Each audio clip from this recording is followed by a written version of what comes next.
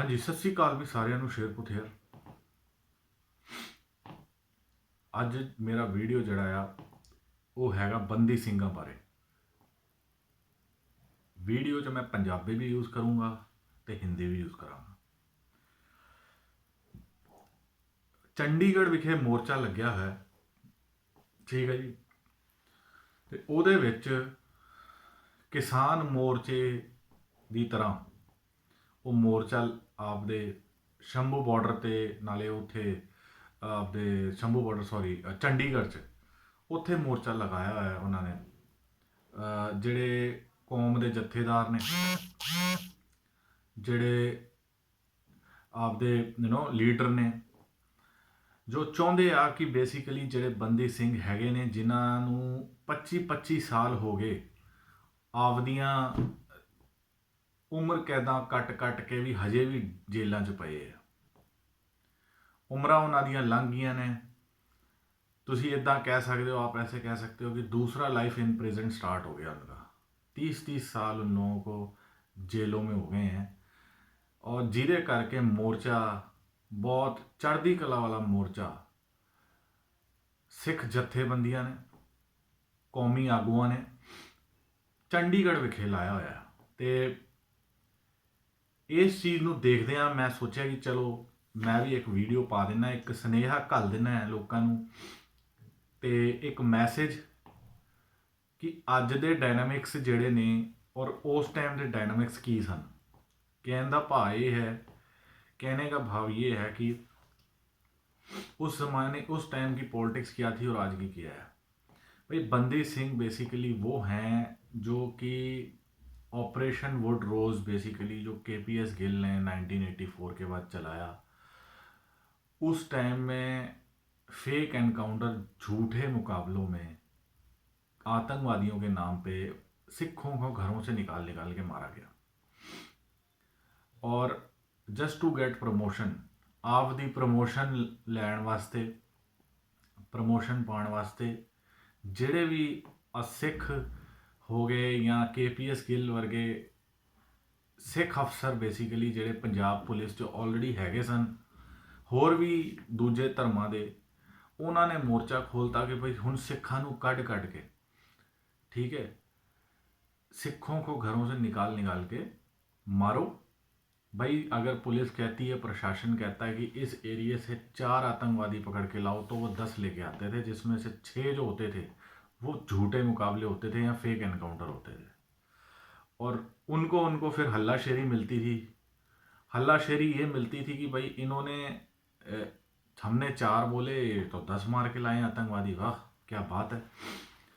तो ये सब देखते हुए ऑपरेशन वुड रोज़ जो 84 के बाद राजीव गांधी ने एक कैंपेन छेड़ी सिख जीनोसाइड की, तो उस समय कुछ बंदे सामने आए जिसमें जगतार सिंह हवारा, बलवंत सिंह राजोआना, ठीक है, और दविंदर पाल सिंह भुल्लर। ये 3 ऐसे बंदे थे।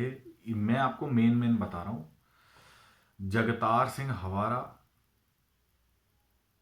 बलवंत सिंह राजोआना, दविंदर पाल सिंह भुल्लर और दिलावर सिंह बब्बर।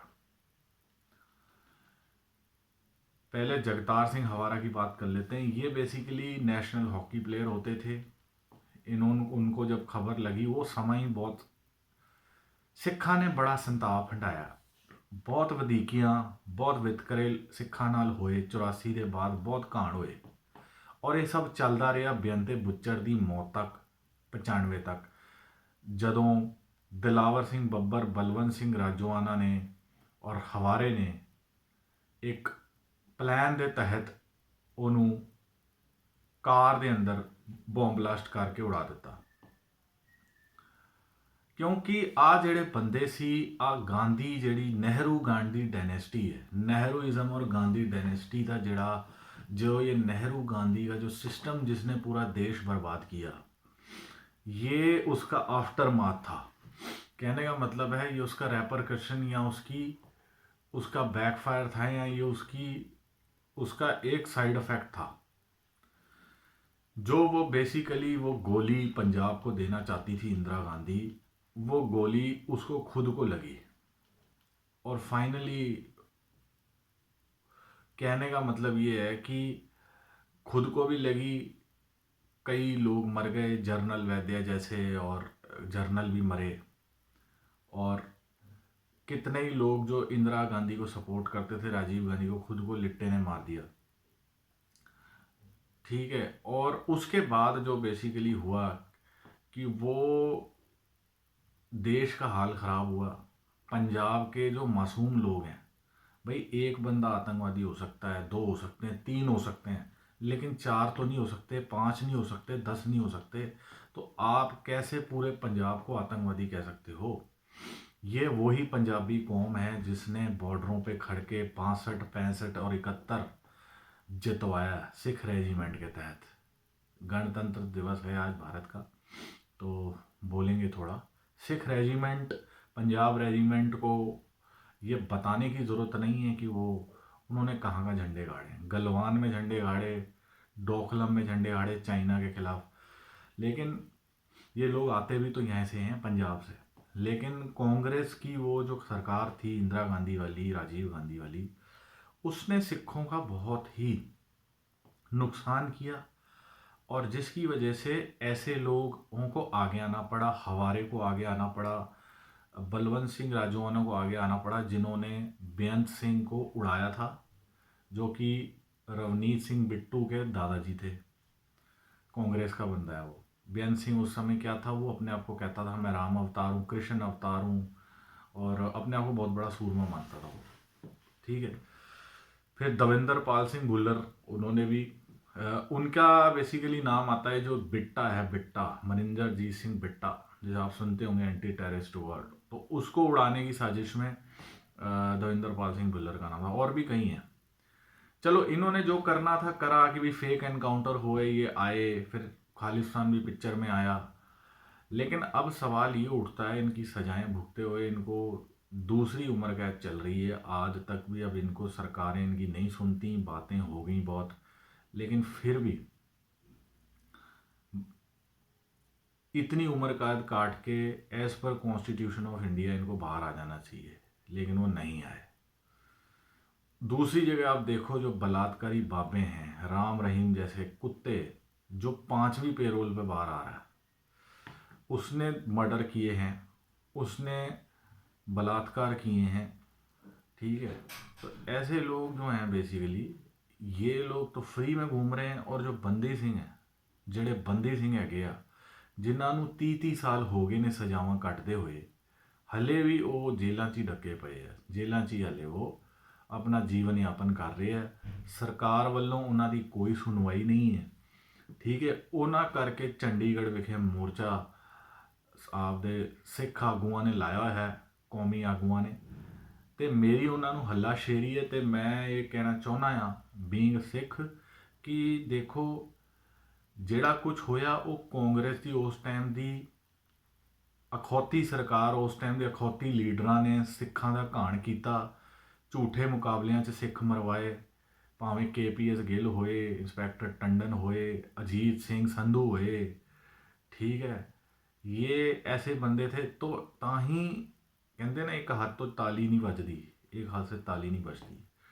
ਤੇ ਉਹਨਾਂ ਕਰਕੇ ਇਹਨਾਂ ਨੂੰ ਅੱਗੇ ਆਣਾ ਪਿਆ। ਹਵਾਰੇ ਵਰਗੇ ਨੂੰ, ਬਲਵੰਤ ਸਿੰਘ ਰਾਜੋਆਨੇ ਵਰਗੇ ਨੂੰ, ਦਿਲਾਵਰ ਸਿੰਘ ਬੱਬਰ ਹੋਰਾਂ ਨੂੰ, ਜੋ ਕਿ ਸੁਸਾਈਡ ਬੋਮ 'ਚ ਚਲੇ ਗਏ, ਉਹਨਾਂ ਨੂੰ ਬੇਅੰਤ ਸਿੰਘ ਬੁੱਚੜ, ਬੇਅੰਤੇ ਬੁੱਚੜ ਨੂੰ ਠੋਕਣਾ ਪਿਆ। ਠੀਕ ਹੈ। ਜਿਹੜੀ ਸਿੱਖਾਂ ਦੀਆਂ ਧੀਆਂ ਭੈਣਾਂ ਨਾਲ, ਠੀਕ ਹੈ, ਵਿਤਕਰੇ ਕਰਦੇ ਸੀ, ਸਿੱਖਾਂ ਦੀਆਂ ਧੀਆਂ ਭੈਣਾਂ ਦੀਆਂ ਇੱਜ਼ਤਾਂ ਰੋਲਦੇ ਸੀ। ਠੀਕ ਹੈ। ਉਹਨਾਂ ਨੂੰ ਠੋਕਣਾ ਪਿਆ। ਔਰ ਇਹਦੇ ਕਰਕੇ ਇਹ ਸਭ ਜਿੰਨਾ ਕੁਝ ਹੋਇਆ 84 ਤੋਂ ਲੈ ਕੇ 95 तक, मतलब 10 साल, 1984 से 1995 तक, ये सिखों के लिए एक काले 10 साल थे। और इसको देखते ही इसीलिए पंजाब में आज ब्लैक डे मनाया जा रहा है।